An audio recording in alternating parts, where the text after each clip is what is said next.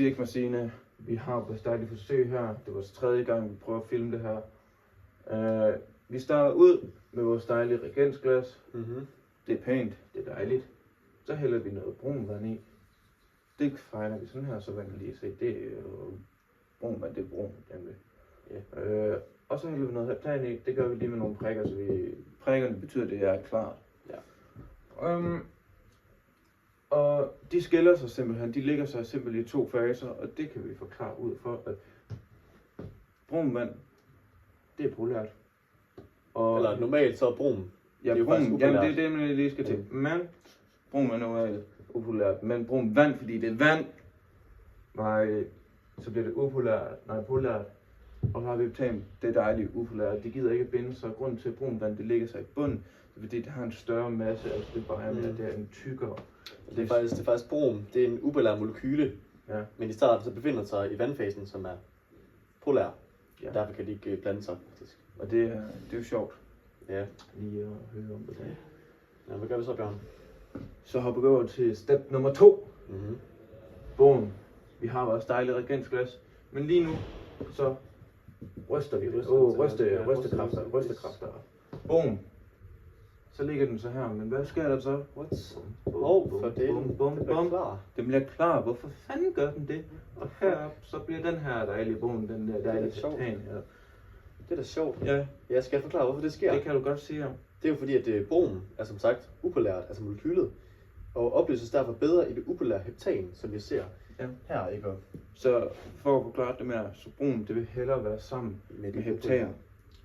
Så derfor flytter brun molekylet op. Det er ligesom 2 dejlige upolære. Ja, lige præcis. Brun, upolær, vand, polær.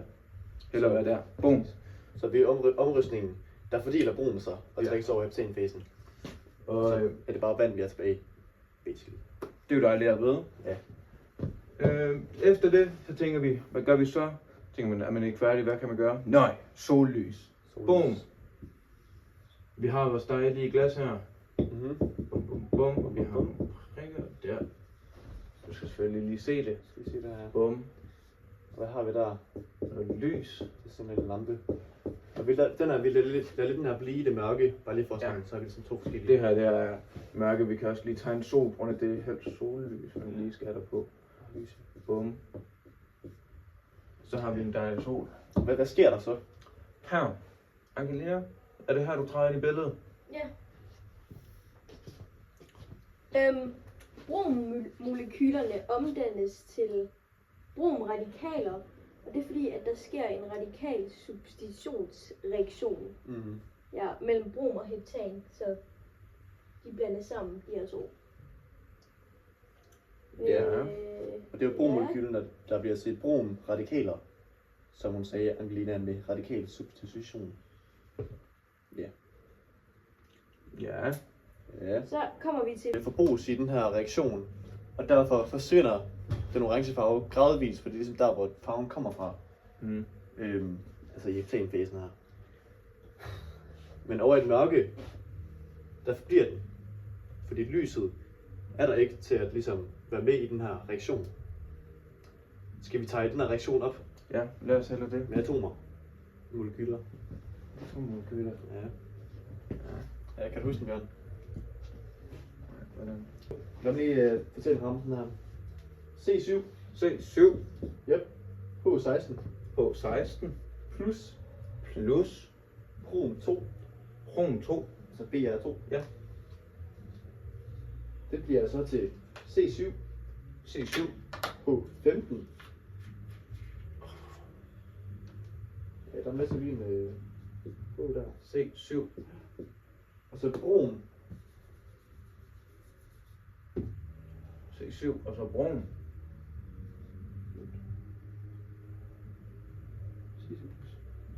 Ja, det bliver så til, ja. C7, H15, brom. Ja. Hvor der står H5. H5. H15. Og så Så brom. Nu ved jeg ikke lige helt, om det kan... Plus. Brom. Nej, H-brom. Altså H og så brom. H. Og brom. Ja, hvor det er 8000. Og det går fra det her til det her via lys. lys. Det alle mennesker skal bruge. Vi bruger det her. Bruger det til at leve. Så det var bare lige en kort forklaring. Kort forklaring, because, og så tegner vi det lige op for at vise her. Det her er det, der sker efter. After results. Lys. Det her, det forsvinder. Så den er gradvist. Der er stadig den her fase, den kan man stadigvæk se. Men det er ikke fordi, at der er brun. Det ligner ikke tønsked mere. Det er præcis.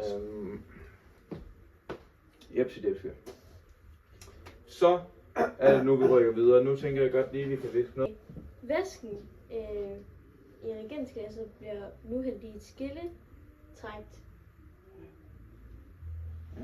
Ja.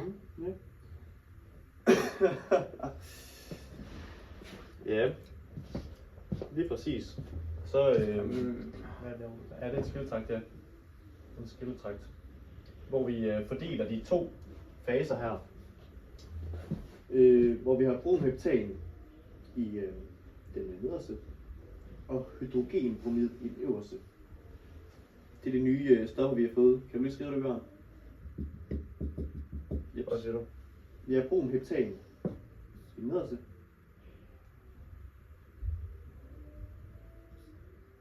Og hydrogenbromid i den øverste.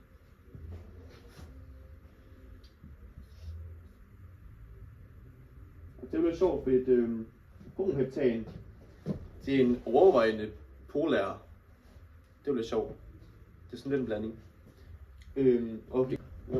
Det der så sker, det er, at vi tager den her side, lille dems her, bummelum, har vi vores reagent, eller så har vi et reagensglas mere. Det kan vi godt vælge at bruge, men vi vælger at bruge, jeg kan ikke huske, hvad det hedder desværre. Kan du det? Ligegyldigt. Vi har et reagensglas. Så tager vi, drejer på den her, så åbner den, og så kan man se, hvordan at det her det løber ud, og så venter vi på, at vi kan se, at den er skillet, og vi har vores bromheptat her nede i, hvor vi så har skilt det ad. Lækkert. Der tager vi og Angelina, den kan du godt huske. Det er med indikatorpapir. Ja. Der er vi inde noget indikator. Nu tager vi sådan noget indikatorpapir. Ja. Og det kan måle pH-værdien for vores væske i søen. Ja. Hvad var det? Væsken her, så fandt de så ud af, at det var en pH-værdi på 1 til 2 cirka. Vi fik den til 2, andre der fik den til 1. Vi er her. Det er en stærk syrlig væske. Så det er ligesom, hvad vi får ud af forsøget her. Jo.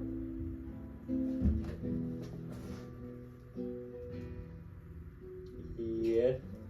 Nogle pH-værdi, der hverken er god eller dårlig i forhold til det her forsøg. Nej.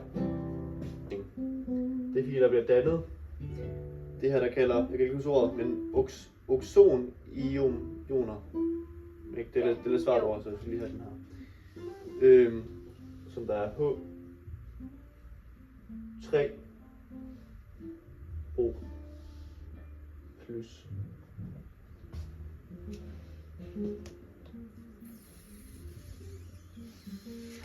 Yes. Så vores endelige konklusion det er, at heptan reagerer med brom i lys. Mm. Ja. Fordi et hydrogenatom det bliver udskiftet med et bromatom. Ja. Og så omdannes der en syrlig bundfald. Det gør der nemlig. Så vi har fortalt, at der er en radikal substitutionsreaktion imellem brom og heptanerne. Som vi så har påvist, at reaktionen er fundet sted i det, at den orange bromvand forsvinder i lys. Og vandfasen bliver sur på grund af det her. Det her skal vi forklare. Yes. Ja, Ja, det var vist det. Det er vist en 0-2 fra vores side af. Så.